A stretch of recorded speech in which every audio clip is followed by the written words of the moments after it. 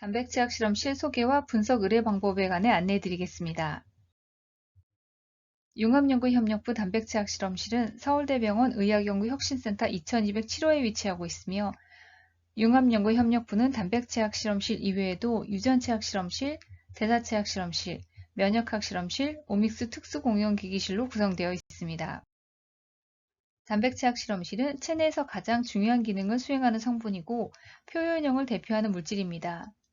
유전체 분석 기술의 급격한 발전으로 과거에는 잘 몰랐던 각종 유전체의 정보가 쏟아지면서 실제 표현형 또는 질병과 직접적으로 관련이 있는 단백질을 이해할 필요가 점점 커지고 있습니다.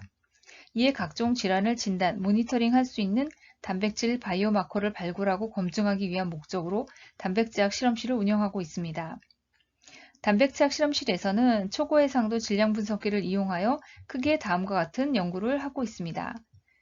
바이오마커 발굴 연구에서는 환자의 조직, 혈액, 소변, 각종 생체 유래 체액에서 단백질 바이오마커 후보군을 발굴하며 바이오마커 검증 연구에서는 단백질의 절대 정량이 가능한 다중반응 검지법을 통해서 다양한 체액에서 바이오마커 후보군에 대한 검증을 수행하고 있습니다. 단백질학 실험실 주요 보유 장비를 소개해드리면 단백질학 실험실은 질량 분석기를 기반으로 해서 단백질을 분석하고 있는 실험실이며 2021년도에 도입된 서머사의 오비트랩 장비인 익스플로리스 480을 비롯해서 Q 이그젝티브 HFX와 플러스 세대를 가지고 디스커버리 분석에 사용하고 있습니다. 여기 에즐런트사의 6495 트리플 쿼더러플을 포함해서 타겟티드 질량 분석을 하고 있으며 트리플 쿼더러플의 경우는 타겟티드 프로테인의 상대 또는 절대 정량에 사용하고 있습니다. 그리고 대량의 샘플을 96웰 플레이트 기반으로 단백질을 추출하고 다이제스천 등 전처리에 사용하는 에즐런트사의 브라보 벤치셀 워크스테이션과 워터스사의 오토 SP 자동화 장비를 보유하고 있습니다. 단백질학 실험실을 통해 분석 가능한 항목을 소개해드리면 프로테인 바이오마커 디스커버리, 프로테인 바이오마커 베리피케이션, PTM의 아이덴티피케이션과 로컬라이제이션, 그리고 바이오 인포메틱스, 드럭 타겟티드 디스커버리 등 분석이 가능합니다. 앞서 크게 분류한 분석 항목을 소개했었는데 이 항목들은 시료 종류에 따른 전처리, 질량 분석기를 이용한 분석 기술에 따라서 세분화되어 있으며 이 내용은 홈페이지에서 확인하실 수 있습니다. 단백질학 실험실을 통해서 발표된 논문과 수행한 분석 프로젝트는 홈페이지에 연도별로 정리가 되어 있습니다. 논문과 분석 프로젝트를 통해 단백질학 실험실이 어떤 분석 서비스를 제공하고 있고 어떤 연구가 가능한지 아실 수 있습니다. 또 해당 논문을 클릭하면은 링크가 연결되어서 논문의 내용도 확인하실 수 있습니다.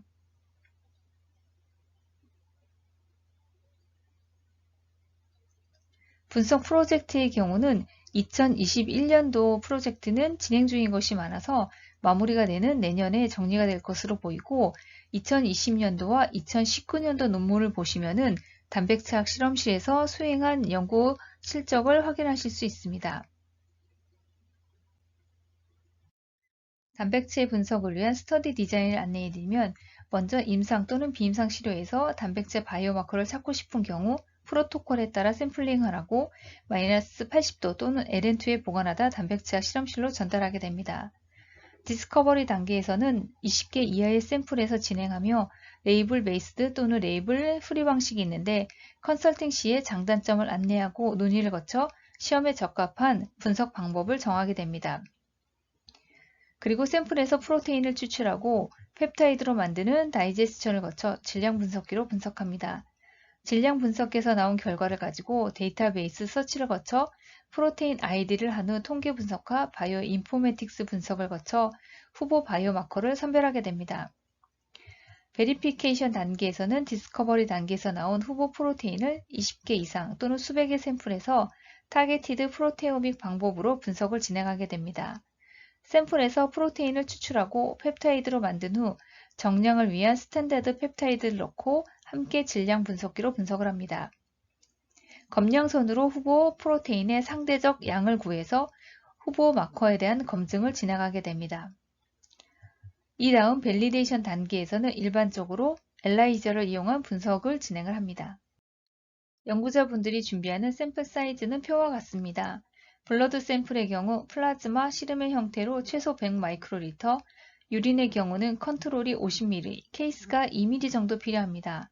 CSF 500마이크로리터, 페릴림프 1.5마이크로리터, 티슈는 20mg 이상이 필요합니다. 셀라인의 경우는 10의 7승으로 20마이크로리터, IP 샘플의 경우는 프로테인 30마이크로g이 최소 필요합니다. 표에 없는 샘플의 최소량이 궁금하거나 샘플 양에 대해 상담이 필요하신 분은 편하게 연락 주시기 바랍니다.